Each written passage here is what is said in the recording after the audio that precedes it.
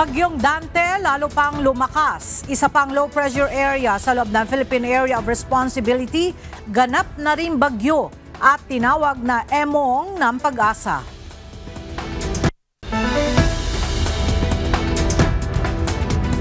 Bilang ng mga nasawi bunsod ng nararanasang kalamidad umabot na sa 7. Pinsala sa agrikultura at infrastruktura sumampa na sa mahigit 1 bilyong piso.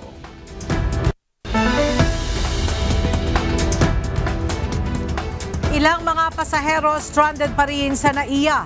Nasa 50 flights, kanselado bunsod na masamang lagay ng panahon.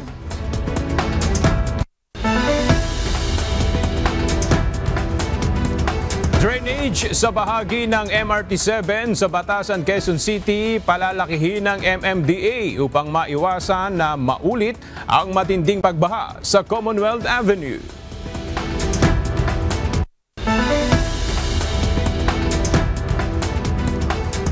Department of the Interior and Local Government Secretary John Vic Remulla humingi ng pasensya matapos na makatanggap ng mga kritisismo sa paraan ng pagdedeklara ng class suspension sa social media.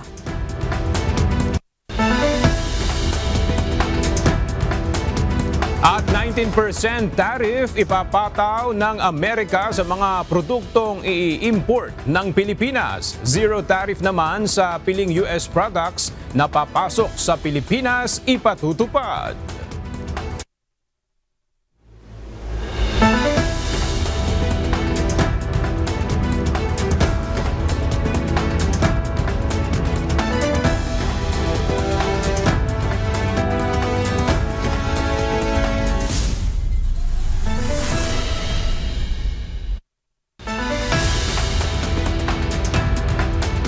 Magandang tanghali mga kasangbahay. Ngayon po ay araw ng Miyerkules, July 23, 2025. Tayo po ay sabayang napapakinggan sa Radyo La Verdad 1350, ang UNTV Radio. At una sa mga balita ngayong tanghali.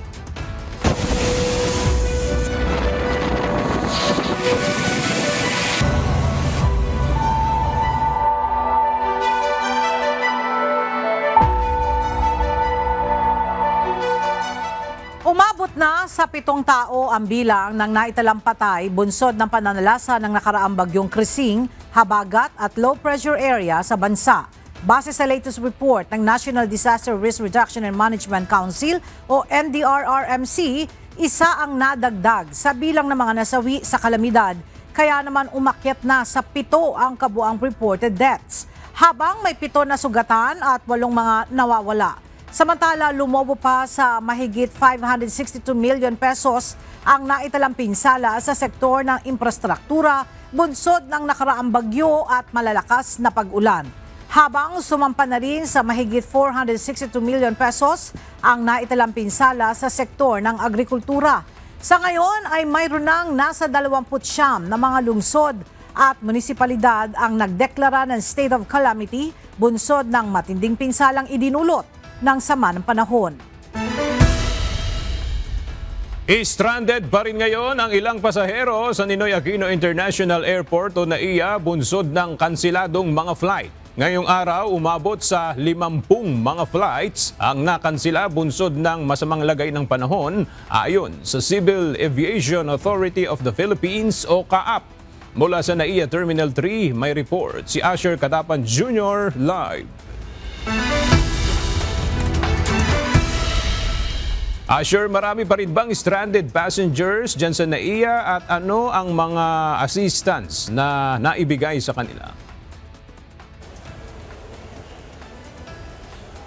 Kumpara kahapon na higit na kaunti na lang yung mga pasahero na naghihintay dito sa loob ng Ninoy Aquino International Airport Terminal, partikular na dito sa Terminal 3 matapos ngang makansela ang kanilang biyahe kahapon.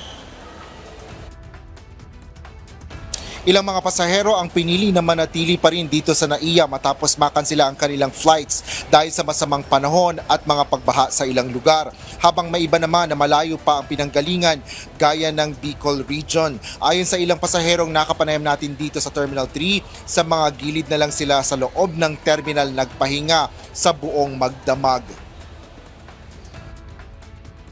Dito na kami natulog kasi pahirapan umuwi dun sa baha. Dala ng masamang panahon. Pero anong may sinabi ba sa inyo? Nag-reach out sa inyo yung airline? May sinabi sa inyo na ano? Wala naman po, wala. Kahit wala binibigay sa amin. Dito lang nga kami sa gilid nakahiga Malayo pa pinanggalingan ko, Bicol. Alangang umuwi pa ako. Yung gastos, tsaka yung pagod. Pero hindi na kayo nag-book outside? Hindi na po. Nagtaga na lang kami dito sa gilid ng, ng airport na to. Ayos, Kahit medyo malamok. Tsaka malamig. Ayon sa Civil Aviation Authority of the Philippines o CAAP, 50 local at international flights sa iba't ibang paliparan sa bansa ang kansilado ngayong araw bunsod ng masamang panahon. Batay sa tala ng CAAP, karamihan dito ay mga domestic flights na galing o papunta sa Ninoy Aquino International Airport. May mga biyahe ang mga ito sa Davao, Panglao, Bacolod, Cagayan de Oro, Hong Kong, Naga, Cebu, Kawayan, Bicol, Rojas at Lawag. Habang ang iba pa ay may biyahe naman sa Tuguegarao, San Jose, Mindoro, Dumaguete, Puerto Princesa, Tacloban, Ozamis, Zamboanga, Butuan at Katiklan. Pinapayuhan ng mga pasahero na makipag-ugnayan sa kanilang mga airlines para sa updates ng kanilang flights, rebooking options at refund procedures.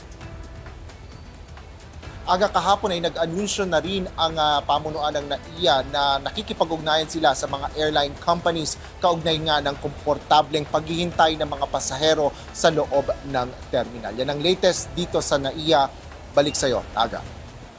Maraming salamat, Asher Kadapang Jr. Abiso sa mga commuter, muling magde-deploy ng mga truck at bus ang Department of Transportation, Philippine Ports Authority at ang Philippine Coast Guard para isakay ng libre ang mga pasaherong posibleng ma-stranded sa baha. Nagsimula ang deployment ng libreng sakay kaninang alas 7 ng umaga at tumagal ng hanggang alas 10 ng umaga. At muling magbabalik ng alas 5 ng hapon hanggang alas 8 ng gabi. Ito ay bibiyahe sa mga rutang Quiapo to Fairview, Quiapo to Angono, Loton to Alabang at Rojas Boulevard to Sucat. Matapos ang naranasang matinding pagbaha sa Commonwealth Avenue noong Lunes, sisimula na bukas ng Metropolitan Manila Development Authority o MMDA ang pagpapalaki sa inlet ng drainage sa ilalim ng Batasan Station ng MRT Line 7. Mula sa Batasan sa Quezon City, makibalita tayo kay Benedict Samson live.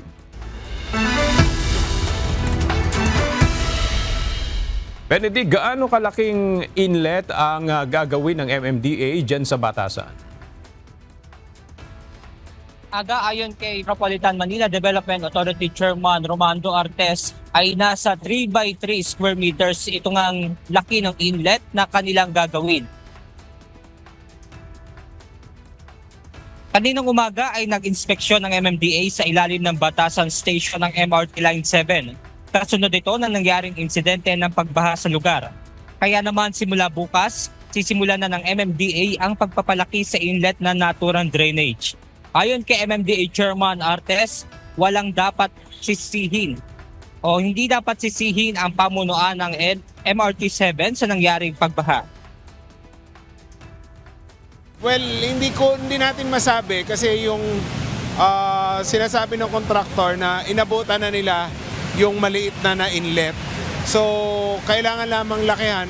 Again, hindi tayo naghahanap ng mga faults dito, kundi maghanap ng solusyon.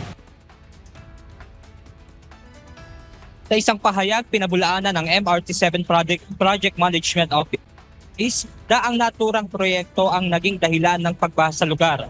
Ayon pa sa pamunuan ng MRT Line 7 na ang lahat ng istruktura sa lugar kabilang na ang columns at footing ay ginawa sa labas ng drainage at hindi ito nakakaabala sa natural na daloy ng tubig dahil ikinokonsidera nila ang umiiral na drainage at nakasunod dito sa approved engineering plans. Tiniyak din nila na nakasuporta sila sa layunin ng MMDA, DPWH at lokal na pamahalaan sa mga hakbang upang maiwasan ang pagbaha. Aga natapos na nga yung isinasagawang declogging operation ng MMDA kanina dito sa bahaging ito ng Batasan at may mga nakuha silang mga debris doon nga sa ilalim ng drainage. At bukas nga ay nakatakdang simulan dito ng MMDA yung pagpapalaki dito sa inlet. At muling nagpaalala ang MMDA na iwasan na nga yung pagtatapon ng mga basura upang hindi na nga ito mapunta gaya nga dito sa mga drainage. At yan muna ang ating update mula rito sa Batasan, Quezon City. Balik sa inyo dyan, Aga. Maraming salamat, Benedict Samson. Nitong mga nakaraang araw, pansin ang mabilis na pagtaas ng tubig baha sa ilang bahagi ng lungsod ng Maynila. Ayon kay Mayor Isko Moreno, nakikita nilang rason ang hindi gumaganang pumping station sa lungsod. Ang detalye sa report ni Ivan Alvarez. Gutter deep agad ang tubig baha, lalo na sa kahabaan ng Taft Avenue na isa sa mga pangunahing lansangan sa Maynila. Ayon kay Manila Mayor Isko Moreno, tukoy na ng lokal na pamahalaan ang pangunahing rason kung bakit mabilis ang pagtaas ng tubig sa lungsod. But most of the newly built, newly rehabilitated pumping station na pinagawa ng mga kung sino-sino man, kung brand new but not operational, brand new but not usable, brand new but not functioning. So yun ang walang power up. Napag-alaman ito matapos pabuksan ang mga manhole at i-check ang drainage systems at pumping stations sa Maynila. Paglilinaw ng alkalde, iba ito sa mga pumping station na hawak ng Metropolitan Manila Development Authority o MMDA. So yun ang, let's call a spade. Hindi gumana ang pumping station na mga pinagawa. I think may mananagot kay Presidente. Dapat may managot kay Presidente. Whether congressman o sino man sila, dapat papanagutin ni Presidente. Patuloy naman ang isinasagawang declogging operations sa mga burak, putik at basura na nakabara sa mga ito. Samantala, tiniyak rin ng lokal na pamahalaan ng Maynila na susolusyonan nila ang problemang ito sa tulong ng iba't ibang ahensya ng gobyerno gaya ng MMDA at Department of Public Works and Highways. Ivan Alvarez, UNTV News and Rescue. Diyos ang aming sandigan, serbisyo publiko ang aming pinahahalagahan. Nananatiling lubog sa baha ang ilang mga lugar sa lungsod ng Maynila. Bunsod pa rin ng nararanasang mga pag-ulan sa Metro Manila. Mula sa Taft Avenue sa Maynila, nagbabalik si Ivan Alvarez live.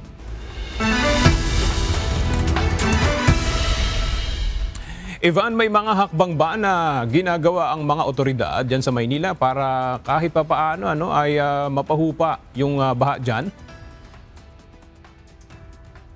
Magandang tanghali sa iyo, Aga. Katatapos lamang nitong isinagawang declogging and clearing operation o cleaning operations dito sa mga drainage system dito sa may kahabaan ng Taft Avenue sa Maynila na partikular na binabaha ngayong masama ang panahon.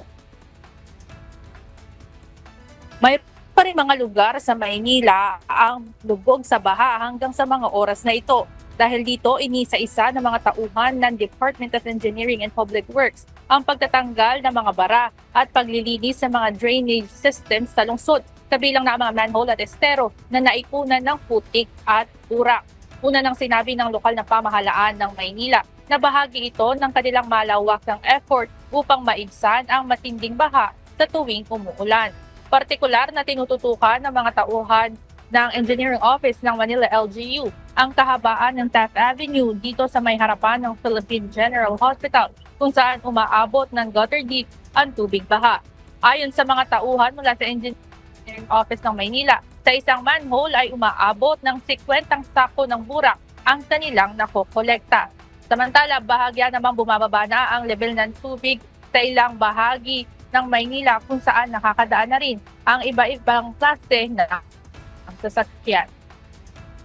Agak kanina, personal na ininspeksyon ni Manila Mayor Isko Moreno itong isinasagawang declogging operation dito sa may Taft Avenue upang personal na tingnan kung ano ba yung nagiging problema ng mga drainage system at bakit mabilis ang pagtaas ng tubig dito sa may Taft Avenue sa Maynila. Yan muna ang update mula dito. Balik sa inyo dyan. Aga. Maraming salamat, Ivan Alvarez. Bumaba na sa 12,000 ang bilang ng mga walang kuryente na karamihan ay mula sa Cavite, Metro Manila at Bulacan. Bunsod pa rin ito ng nararanasang masamang lagay ng panahon. Sa kabila nito, tiniyak na Meralco na tuloy-tuloy ang kanilang pagsisikap na maibalik ang kuryente sa mga lugar na naapektuhan ng power interruption. Naka-full alert na rin ang kanilang mga crew dahil sa epekto ng habagat at mga bagong bagyo.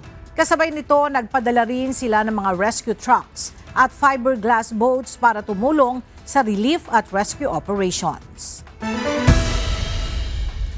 Tiniyak ng Office of the Vice President na tuloy-tuloy ang relief operations ng kanilang Disaster Operations Center sa mga biktima ng matinding pagbaha dulot ng malakas na pag-ulan. Base sa report ng OBP, target nila ngayon na makapagpadala ng relief boxes sa probinsya ng Pangasinan. Para sa detalye, may report si Jed Neresina live. Jed, ano-anong mga lugar na ang napadalhan ng tulong ng OBP? Magandang tanghali, Aga. Nauna na nga nakapagpadala ng tulong ang Office of the Vice President Disaster Operations Center sa Central Visayas, particular na sa Negros Occidental, kung saan yung mga natulungan nilang pamilya ay yung mga naapektuhan ng pinalakas na habagat dulot ng Bagyong Krising. At bukod nga sa Central Visayas ay nakapagbigay na rin o nakapagpadala na rin ng tulong ang OVP sa Cagayan Valley, particular na sa Gataran.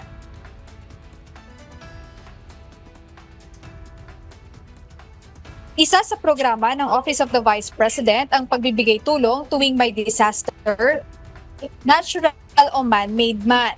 Ayon kay OVP spokesperson Attorney Ruth Castelo, ang inisyatibang ito ay hindi lang sa Metro Manila, kundi hanggang Northern Luzon o mga lugar na lubhang apektado ng malakas na pag-ulan.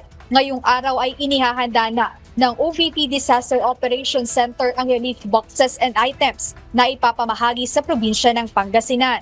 Kaugnay nito, nilinaw ni Attorney Castelo na ito ay augmentation lang sa tulong na ibinibigay na rin ng pamahalaan sa mga apektadong pamilya. Itong ginagawa ngayon ng Office of the Vice President is only for augmentation. Kumbaga, dinadagdagan lang natin yung ginagawa ng iba't ibang ahensya dahil hindi naman po natin masabi na lahat ng kanilang tulong ay nakakapagbigay sa lahat. So dito lang po tayo, dun sa mga hindi na nila nasisilbihan or hindi na nila natutulungan. Sa kasalukuyan, nasa 355,000 families na ang natulungan ng OVP at ito ay magtutuloy-tuloy upang mas marami ang maabot pa nila ng tulong. Bukod sa ipinamimigay na relief items, mayroon ding i-deploy ang OVP na kalusugan food truck. Layo nitong maghatid ng hot meals at tubig para sa mga evacuees, responders at iba pang mga volunteer matapos ang malakas na pag-ulan dulot ng low pressure area at habagat. Sa kasalukuyan, patuloy rin ang paghahanda ng mga kawani ng OVP DOC para sa mga susunod pang gagawin na relief operations at sa pakikipag-ugnayan sa mga local government unit at DRRM offices para sa iba pang kinakailangang tulong sa gitna ng kalamidad. Aga ngayon, nandito kami sa Disaster Operations Center ng OVP sa Quezon City, kung saan makikita sa aking likuran yung mga nagre-repack ng mga relief items at ito nga yung target nilang maipadala sa probinsya ng Pangasinan bukas, kung saan 3,000 food packs or food boxes yung target nilang maipadala na tulong sa probinsya ng Pangasinan. Ayan munang update, balik sa iyo, Aga. Alright, maraming salamat, Jed Neresina. Pinangunahan ni First Lady Liza Araneta Marcos ang pamamahagi ng Charitimba relief goods mula sa Philippine Charity Sweepstakes Office o PCSO para sa mga pamilyang nasalanta ng Bagyong Krising, habagat at ng sunog kamakailan sa Legarda Street, Maynila. Kasama ang unang ginang sina PNP Chief Police General Nicolas Torre III, PCSO General Manager Melquiades Robles at PCO's Chief of Staff Jeremy Regino sa pamimigay ng food packs na naglalaman ng ready-to-eat meals, delata at 3 kilo ng bigas. Ayon sa First Lady, ipinadala siya ng kanyang asawa at sinabi na hiling ng Pangulo na sana ay narito siya sa bansa para damayan ang mga Pilipinong humaharap sa sakuna. Kasalukuyang nasa Estados Unidos si Pangulong Bongbong Marcos para sa bilateral talks kasama si President Donald Trump. Humingi ng pasensya si Department of the Interior and Local Government Secretary John Vic Remulla sa paraan niya ng pag-aanunsyo ng suspensyon ng klase. Ito'y matapos na makatanggap ng sari-saring kritisismo ang pabiro nitong announcement ng class suspension sa social media. At para sa detalye, makibalita tayo kay Lea Ilagan live. Lea, ano ba yung nakasaad sa pabirong announcement ng DILG Secretary? Magandang tanghali sa iyo, Aga. Kabilang dyan ang mga abangers. May inaabangan ba kayo? Mamaya na, kain muna ako. Meron din namang mga abangers. Sarap ng bogchiko sa kabusugan ay nakaidlit ng sandali. O eto na ang inaabangan nyo. Ilan lamang yan sa mga papirong post ni DILG Secretary John Vic Remulla kaugnay nga sa pagsuspende ng klase dahil sa masamang panahon. Nakaligtaan din itong isama ang Cavite at Pampanga kung saan sinabi nito sa kanyang post na nawaw mali siya. Pinuna ito ng mga bashers at sinabing inuuna kasi ng kalihim ang magpakyut sa mga post nito. Depensa naman ng kalihim, ganito na ang paraan ng kanyang posting kahit noong gobernador pa siya ng Cavite na kinagigiliwan din naman ng marami. Sinabi pa ng kalihim na pinagagaan lamang niya ang sitwasyon sa suspensyon ng klase dulot ng mga pag-ulan at baha sa ilang lugar sa bansa. Humingi din naman agad ng paumanhin ng kalihim sa mga hindi naman daw naintindihan ang paraan ng kanyang posting. Wala naman daw siyang masamang intensyon ukol dyan. Samantala, Aga, 12 individual na ang naitalang namatay dahil sa pananalasa ng bagyong Krising sa iba't ibang lugar sa bansa. Base yan sa monitoring ng PNP. 5 mula sa Calabarzon, 3 sa Negros Island, 1 sa Metro Manila, Mimaropa, Northern Mindanao at Barm. Ang mga nasawi, Aga, ay bunsod ng pagkalunod at ang iba naman ay nabagsakan ng puno. Habang siyang naman ang nawawala at 7 ang naitalang nasugatan. Aga? Maraming salamat, Lea Ilagan. Patuloy na naghahanda ang Armed Forces of the Philippines sa epekto ng bagong sama ng panahon, kung saan halos 13,000 tauhan ang naka-standby sa iba't ibang lugar.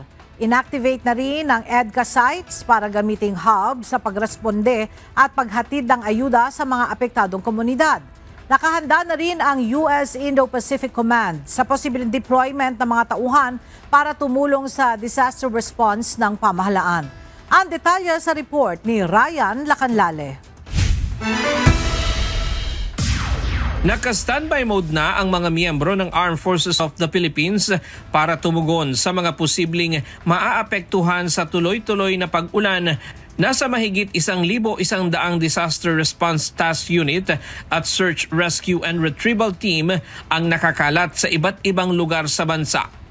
A total of 1,191 DRTU and SRR teams with 12,907 personnel from all major services and unified commands remain on standby.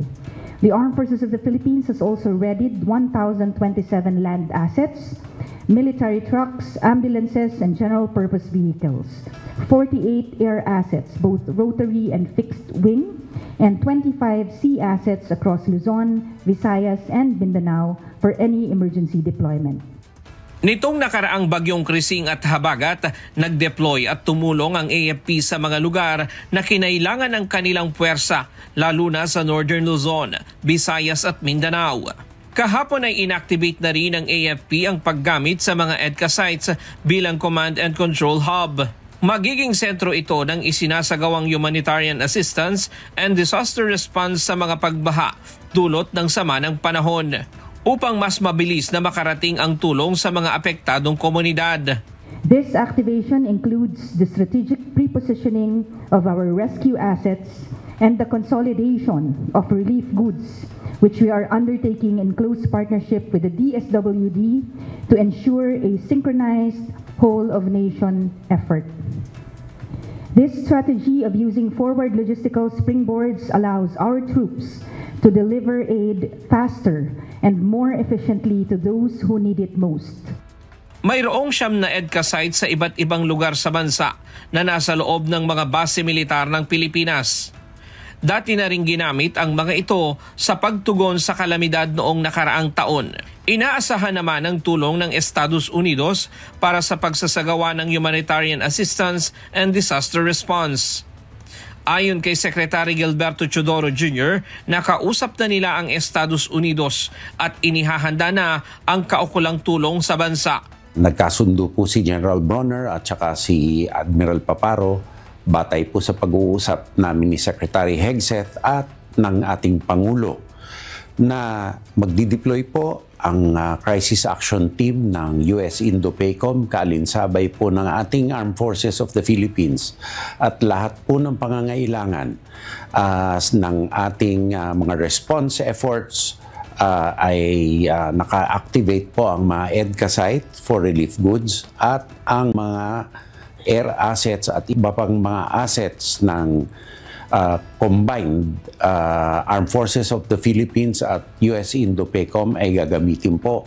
Pabalik na po siya sa Hawaii para ma-organize ang combined efforts for kung ano man ang kailangan upang yung rescue and ating relief efforts sa Pilipinas ay tuloy-tuloy po nating magampanan. Bukod sa Estados Unidos, patuloy na nakikipag-ugnayan ng pamahalaan sa iba pang kaalyadong bansa sa posibleng tulong na bahagi ng pagpapalakas ng pakikipag-alyansa ng Pilipinas. Ryan Lacanlale, UNTV News and Rescue. Diyos ang aming sandigan, serbisyo publiko ang aming pinahahalagahan.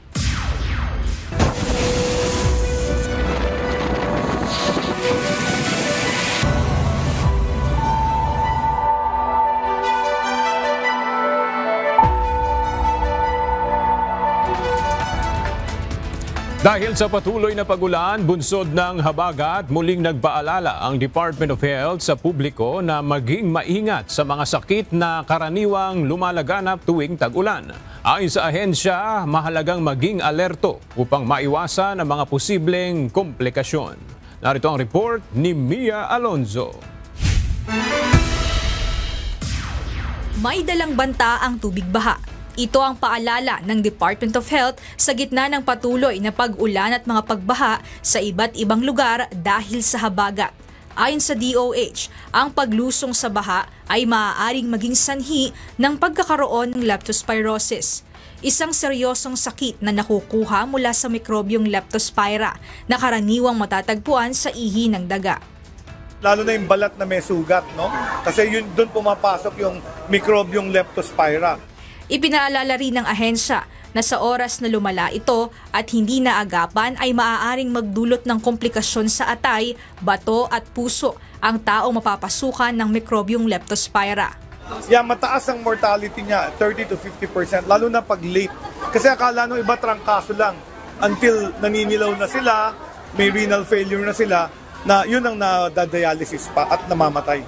Kaya naman muling nagpaalala ang kagawaran na kung maaari ay iwasan ang paglusong sa baha upang makaiwas sa leptospirosis. Suhestyon din ng ahensya na gumamit ng botas sakaling hindi naman maiiwasan na malubog sa baha at agad na maghugas ng katawan gamit ang tubig at sabon. Gayon din ang agarang pagkonsulta sa doktor kung lumusong sa baha ng may sugat o makaranas ng sintomas tulad ng lagnat at pananakit ng katawan. Kaugnay nito, para mas mapabilis naman ang pagtugon sa kaso, may available fast lane ang lokal na pamahalaan ng Maynila upang masaludar ang mga maaapektuhan ng sakit. Yung mga nabaha naman, may available na gamot para sa mga antibacterial kagabi, tumira nga ako kagabi. Sinubukan ko lang eh. Nag-draw ko sa pharmacy ng Ospital ng Sampaloc eh. But through the leadership of Director Dr. Padilla ng Manila Health Department. Siya na ang aming pinuno ngayon. Ginawa niya, nagkaroon siya ng leptospirosis fast lane sa mga ospital. Mia Alonzo, UNTV News and Rescue. Diyos ang aming sandigan, serbisyo publiko ang aming pinahahalagahan. Binaha ang ilang lugar sa bansa dahil sa patuloy na malakas na pag-ulang nararanasan, dulot pa rin ng habagat. Tiniyak naman ng Department of Health sa publiko na may mga nakahandang gamot para sa inaasahang pagtaas ng kaso ng leptospirosis. Narito ang report ni Jed Naresina. Inaasahan at naghahanda na ang Department of Health sa pagdami ng kaso ng leptospirosis ngayong maraming lugar sa bansa ang binaha dahil sa malalakas na pag-ulan. Kasabay nito ang payo ni Secretary Teodoro Herbosa sa publiko na magpatingin agad sa doktor kung lumusong sa baha at pagkatapos ay makaramdam ng sakit at iba pang sintomas ng leptospirosis upang maagapan agad ito. Since Krising, may mga paisa-isa na kaming reports of leptospirosis sa aming mga ospital.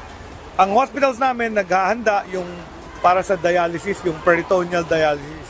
So, para in case serious na pag dinala, meron kaming magagamit. Tiniyak din ng kalihim na may sapat na gamot silang nakahandang ipamahagi kung kinakailangan, lalo na sa mga lugar na apektado ng baha. Pero alam ko marami kasi every year lagi tayo nagbabaha. So every year naghahanda kami niyan. So yung aming Health Emergency Management Bureau, naka-stockpile po yung doxycycline. Kaugnay nito, nag-ikot din si Secretary Herbosa sa ilang evacuation centers sa Marikina City kahapon upang masiguro ang operasyon ng health services sa lungsod.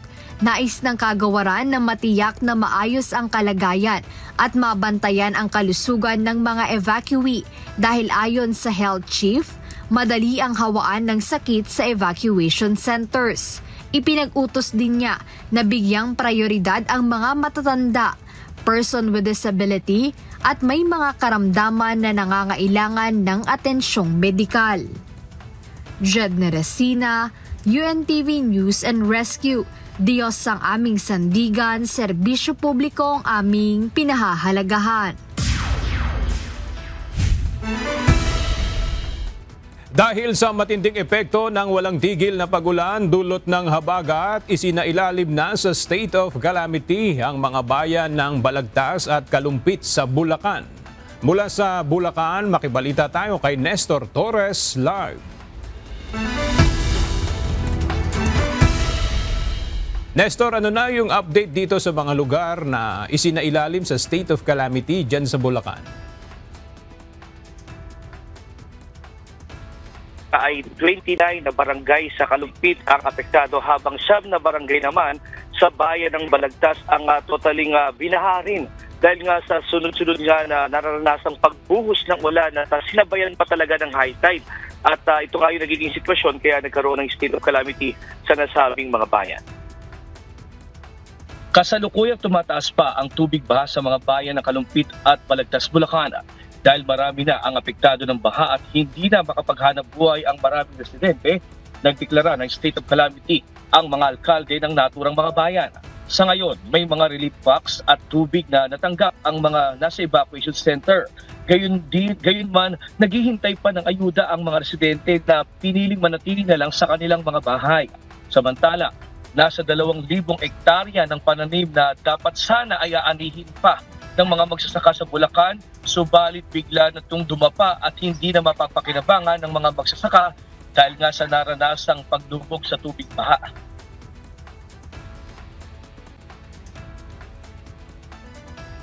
Mga kulang-kulang 1 hektarya yung dumapa sa akin. Ano makakamta namin ngayon? Wala. Lugi. Lalapit kami sa DA para sakaling makakuha kami ng pangbinhiman lang. Sana matulungan kami. Ang lugi na magsasaka, halos 90% ang pagkakasira ng palay. Sa halaga ng palay, lalo namang lugin-lugi. Kasi nga, ang palay mangingitim kahit babad pa sa tubig. Kaya kawawa naman kami magsasaka ngayon. Paano kaya, anong dapat hilingin namin sa gobyerno? Aga sa sitwasyon nga, hindi lang naman yung mga magsasaka yung apektado, pero sa ngayon, as of 11 a.m. kanina, nakausap natin yung Office of the Civil Defense Region 3 kung saan ay nakapagtala na sila ng nasa 900 na barangay ang totally affected sa buong Central Luzon sa 7 probinsya. At ito ay umaabot ng nasa 438,000 na families na yung totally affected. Ang iba naman sa kanila ay mga nasa evacuation center ay nasa 8,000 families at 28,000 naman dito ang mga individual na nanggaling sa iba't ibang mga barangay sa 374 na barangay na apektado sa Central Luzon. Sa ngayon nga ay patuloy pa rin nga itong pagbabantay ng Office of the Civil Defense, hindi lang sa mga bukirin, pati na sa mga palaisdaan at lalo na sa mga apektado ng pagbaha sa Central Luzon at lalo na dito sa lugar ng Bulacan. At yan, mulang ating latest live mula dito sa Bulacan. Balik sa iyo, Aga. Maraming salamat, Nestor Torres. Samantala, isinailalim na rin sa state of calamity ang bayan ng Rojas sa Palawan na lubhang naapektuhan ng nakaraang bagyong Krising. 1 milyong piso naman ang inilaan ng lokal na pamahalaan para sa pamamahagi ng pagkain at ibang pangangailangan ng mga pamilyang apektado. Mula sa Puerto Princesa, Palawan, makibalita tayo kay Andy Pagayona, live. Andy, ilang bayan ba sa Palawan ang naapektuhan nitong bagyong Krising? Naglabas na rin ba ng datos sa pinsala na iniwan ng bagyo dyan? Yes, Ella, magandang tanghali. No? Umabot na nga sa 58 million ang estimated cost of damage sa agrikultura. Ayon ito sa Provincial Disaster Risk Reduction and Management Office o PDRRMO sa isinagawa nilang assessment sa 8 bayan sa Palawan na lubhang naapektuhan ng bagyo. Isa ang bayan ng Rojas sa Palawan na malubhang naapektuhan ng nagdaang bagyong Krising. Kaya naman nagdeklara na ito ng state of calamity at naglaan ng 1 milyong piso para maibili ng mga pangangailangan ng mga pamilyang naapektuhan. Tinatayang nasa 2,280 na pamilya o katumbas ng 8,555 na individual ang naapektuhan dahil sa habagat na pinalakas ng bagyong Krising. Samantala, isa rin ang bayan ng Culion sa lubang naapektuhan ng bagyo. Umabot kasi sa 2,514 na pamilya o katumbas ng 12,700 na individual. Sa bayan naman ng Aborlan ay nakapagtala rin ng 1,161 na pamilyang apektado. Sa kabuuan, umabot sa 6,770 na pamilya o 28,197 na katao ang naapektuhan ng sama ng panahon. Ang mga pamilyang ito ang inilikas dahil sa walang humpay na mga pagulan sa lalawigan. Sa ngayon ay isang bayan pa lang ang nagdedeklara ng state of calamity at wala ring pasok ang mga pampublikong paaralan. Maging ang mga pasok sa gobyerno ay kansilado na rin dahil nga sa inaasahang sama ng panahon. Ella, sa ngayon ay ramdam na namin yung lakas ng hangin at maalon na rin sa karagatan. Kaya naman kansilado na rin yung ilang mga biyahe ng maliliit na sasakyang pandagat, partikular sa bayan ng Puyo, Palawan. Yan muna ang ating update. Balik sa iyo, Ella. Maraming salamat, Andy Pagayona. Kasalukuyan ngayon nagpapakawala ng tubig ang Ambuklao Dam sa lalawigan ng Benguet, bunsod ng mataas na level ng tubig sa dam. Base sa report ng PIA Cordillera, sinasabing umabot na sa 750.70 meters ang level ng tubig sa dam na malapit na sa normal high water level nito na 752 meters. Sa ngayon ay binuksan na ang gate 4 at 5 ng dam para magpakawala ng tubig. Bunsod nito, pinapayuhan ang mga residente sa area ng Barangay Ambuklao na maging handa sa posibleng mga pagbaha at agad na lumikas kung kinakailangan. Naglabas ng Geohazard Threat Advisory ang Mines and Geosciences Bureau Cordillera kaugnay sa epekto ng pag-ulang dulot ng habagat. Mahigit 600 barangay sa rehiyon ang natukoy na may banta ng pagbaha at pagguho ng lupa. Mula sa Baguio City, ang detalya hatid sa atin ni Grace Doctolaro live.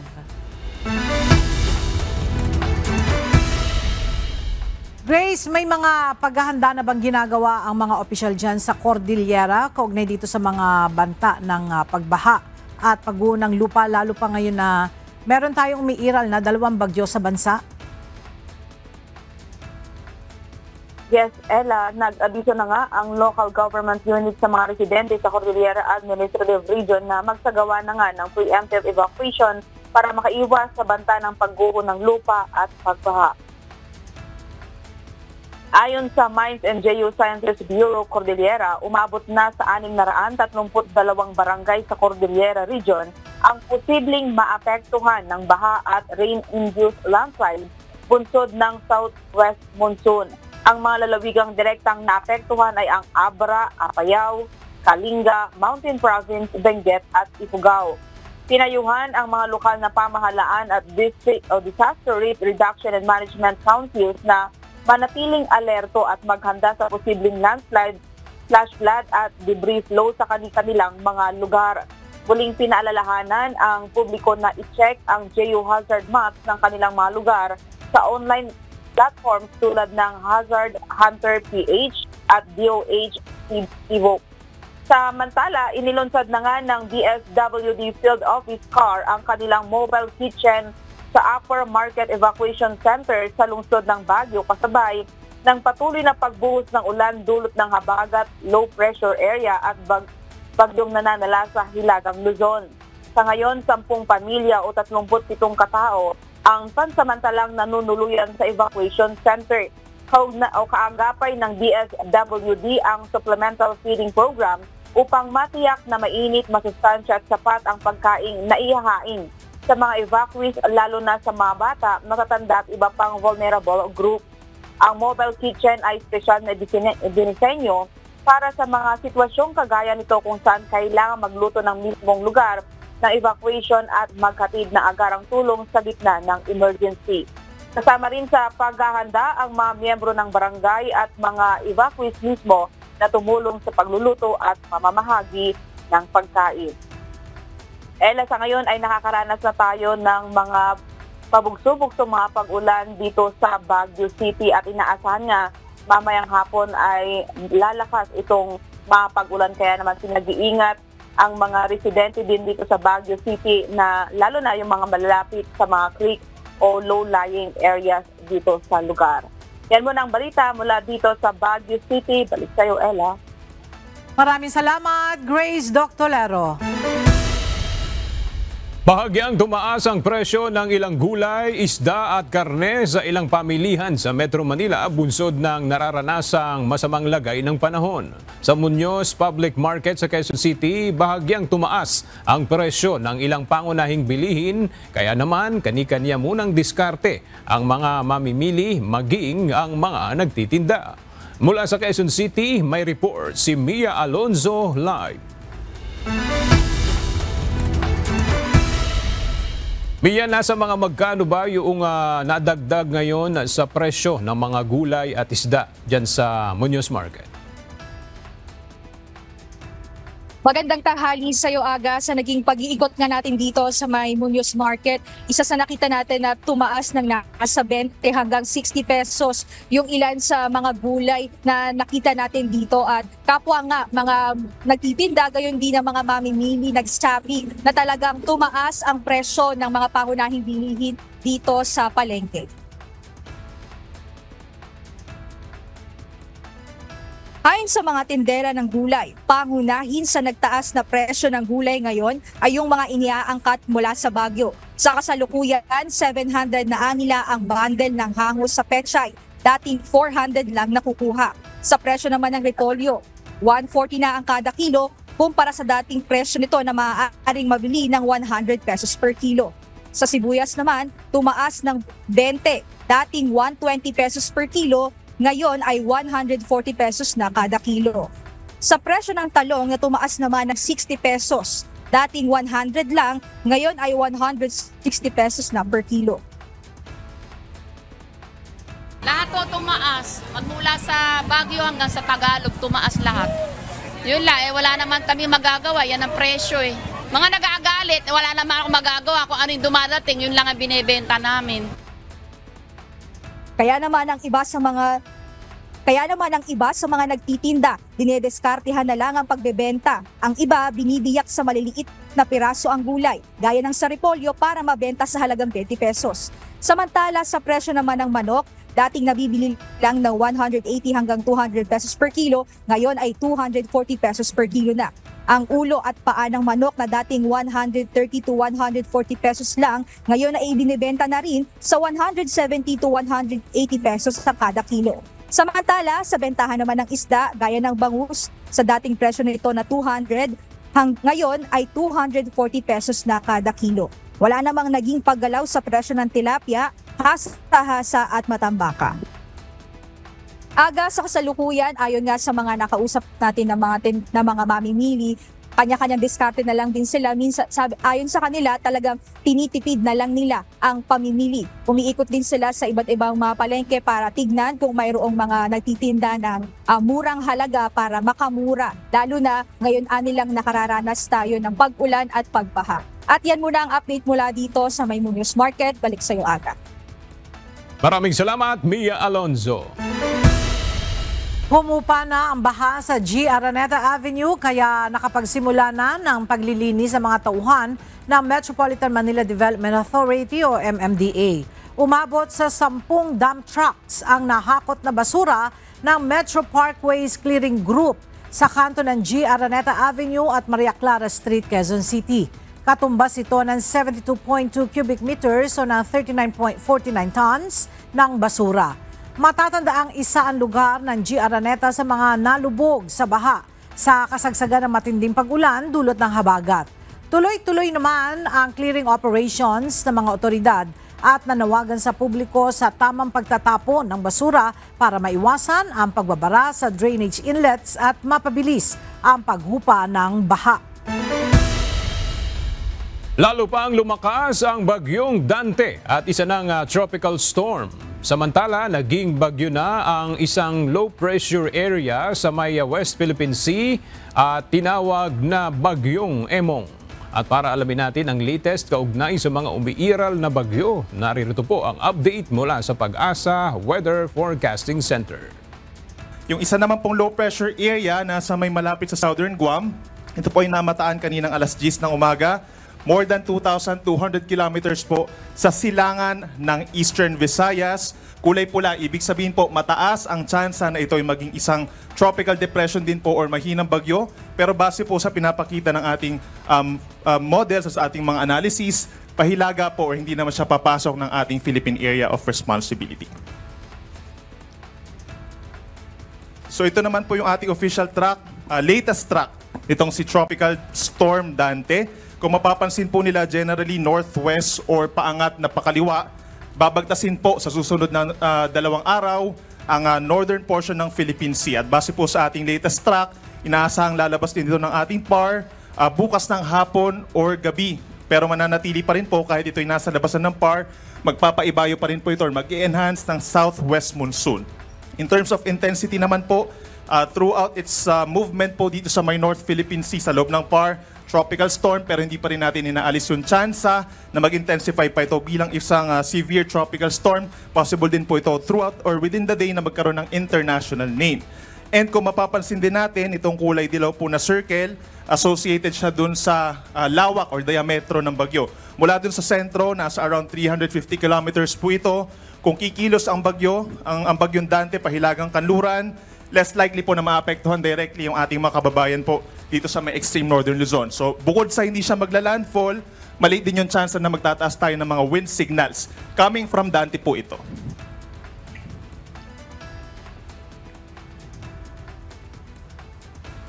So ito naman po yung ating official track naman po regarding kay Tropical Depression Emong.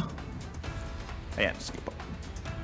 So kung mapapansin po nila, itong si Bagyong Emong, magkakaroon po ng looping na tinatawag or yung pag-ikot na track na movement po base dito sa ating pinakauling track ng Pag-asa. Ibig sabihin kung ngayon po ay medyo bumababa ng pakaliwa ito, within the next 24 to 36 hours, ay siyang hindi lang re-recurve, no? Kundi lilihis talaga na direksyon, pabaliktad po.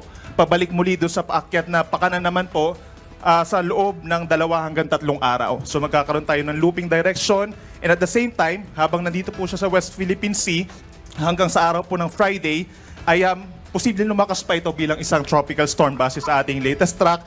Hindi pa rin natin inaalis yung chance na habang malapit siya dito sa may Ilocos region, ay lumakas pa rin ito bilang isang severe tropical storm. Pagsapit po ng Friday, kikilos na ito pahilagang silangan naman po or northeastward. Maring bagtasin din po malapit dito sa may Balintang Channel sa may extreme northern Luzon at lalabas ng ating Philippine Area of Responsibility pagsapit po ng gabi pa ng Sabado or umaga ng Linggo. Base po yan sa ating latest track. Yun naman pong lawak na nakikita natin sa ngayon nasa around 150 kilometers. So ibig sabihin, mas 150 kilometers yung radius simula po dun sa sentro, yung average niya. So ibig sabihin, mas maliit siya ng konti pero posible pa rin mahagip ang malaking bahagi po ng Northern Luzon. Currently, nakaka-apekto po itong kulay dilaw na malalakas na hangin, direktang epekto galing kay Emong dito po sa bahagi ng Northern Luzon base sa ating latest track. At yung cone of uncertainty, ito din po mahalagang malaman din natin, no? Posibleng bumaba pa ng bahagya, maapektuhan yung sentro ng bagyong Emong, itong mga areas pa sa may Ilocos region, sa may Cordillera region, plus lalawigan po ng Cagayan and Batanes. Ito po yung ating tropical cyclone wind signal number 1 sa ngayon. Meron na agad tayong wind signal number 1 at nakaka-apekto na po agad-agad yung malalakas po na hangin dahil malapit na nga sa lupa itong si bagyong Emong. Meron tayong signal number 1, buong Ilocos Norte, western portion of Ilocos Sur, northwestern portion of La Union, at western portion po of Pangasinan. So base sa ating latest track, posible pa na madagdagan itong mga lugar na magkakaroon po ng mga wind signals or babala sa hangin sa loob po ng 2 araw. At dahil nga posibleng lumakas pa ito bilang isang tropical storm, posibleng magtaas din po tayo na hanggang wind signal number 2 dito sa mga areas po sa Cordillera at saka po sa Ilocos region. So lagi po tayo magantabay sa ating mga updates. Ito naman yung masasabi nating mas mahalaga po sa ngayon na malaman, no? Itong mga magiging pag-ulan natin sa loob ng 3 araw, lalo na po for the next 24 to 36 hours, yan po yung pinakang crucial dahil mas maraming lugar po maapektuhan. Hindi lang po ng habagat, kundi directly po coming na rin dito kay bagyong Emong, dito sa may West Philippine Sea. Meron tayong pula, kulay pula po associated sa more than 200 millimeters na dami ng ulan. By nature po yung mga pag-ulan na ito, no, ay heavy to at times intense and at times torrential rains po, no. Zambales, Bataan, and Occidental Mindoro hanggang bukas ng tanghali. Pinakamalalakas yung pag-ulan, ito po ay dahil sa habagat. Yun naman pong kulay orange, 100 to 200 millimeters sa dami ng ulan. Nandyan pa rin po yung mga possibilities na mga pagbaha at mga pagguho ng lupa. Dito po sa La Union, Benguet, Pangasinan, Tarlac, Pampanga, Bulacan. Dito sa Metro Manila, 100 to 200 millimeters din po, maging sa Rizal, Laguna, Cavite, Batangas, at ilang pambahagi po ng Luzon. Hanggang dito sa may Bicol region, actually possible po na umabot din sa 100 millimeters ang dami ng ulan. Sa Visayas, affected din po ng hanggang 100 millimeters sa dami ng ulan ang Antique and Iloilo, kaya may chance pa rin po ng mga pagbaha. Given na rin na nagkaroon po tayo ng mga pag-ulan nitong mga nagdaang araw. Sa iba pang balita, nakaalis na ng Washington DC sa Amerika si Pangulong Ferdinand Marcos Jr. matapos ang kanyang pakikipagpulong kay US President Donald Trump at iba pang top officials doon. 4:42 p.m. oras sa Washington nang umalis ang eroplanong sinasakyan ni PBBM pabalik ng Pilipinas. Inaasahan namang darating bukas sa bansa ang Pangulo para ipagpatuloy ang mga paghahanda para sa nalalapit na State of the Nation Address o SONA na gaganapin sa Lunes, July 28. Nagkita at nagkausap na sina President Ferdinand Marcos Jr. at United States President Donald Trump sa White House. Pinuri ng US leader si PBBM at sinabing isa siyang very good and tough negotiator. Samantala, bahagya namang ibinaba ni US President Trump sa 19% ang taripang ipapataw ng Amerika sa mga produktong i-import mula sa Pilipinas. Narito ang ulat ni James Buntuyan. Sa kanyang official visit sa White House, mainit na sinalubong ni United States President Donald Trump si Pangulong Ferdinand Marcos Jr. Ipinahayag ni United States President Donald Trump ang buong suporta nito sa independent foreign policy ni Pangulong Ferdinand Marcos Jr. sa kanilang joint press conference. Binanggit ni Pangulong Marcos na hindi kailangang mamagitan sa US at China sapagkat ang polisiya ng Pilipinas ay malaya at nakatuon sa pambansang interes. Habang nananatiling pinakamalapit na kaalyado ang Amerika, binigyan diin niyang mahalaga ring magtatag ng relasyon sa ibang bansa na kumikilala sa batas at demokrasya tulad ng United Nations Convention on the Laws of the Sea. There is no need in a sense to balance, as you characterize it, to balance our relationship within the United States and China, simply because our foreign policy is an independent one. Ikinatuwa naman ni Trump ang posisyong ito. I think he has to do what's right for his country. I've always said, make the Philippines great again. Ipinahayag din ni Trump ang mataas niyang paggalang kay Pangulong Marcos. Tinawag siyang isang highly respected leader at pinuri ang kanyang pamilya. Well, thank you very much, everybody. It's a great honor to have President Ferdinand Marcos Jr. of the Philippines, a great family legacy, and highly respected in this country. Samantala, inihayag ng US leader na malapit nang matapos ang isang malaking kasunduang pangkalakalan sa pagitan ng Estados Unidos at Pilipinas.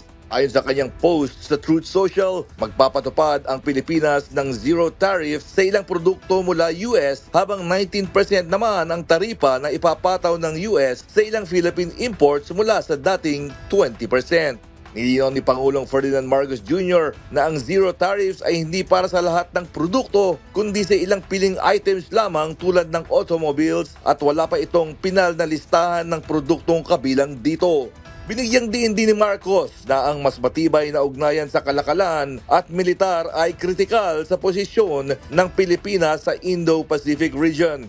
Inaasahan ang formal na paglagda sa kasunduan sa mga susunod na linggo. James Bontuyan, UNTV News. Sa Diyos ang aming sandigan, serbisyo publiko ang aming pinahalagahan.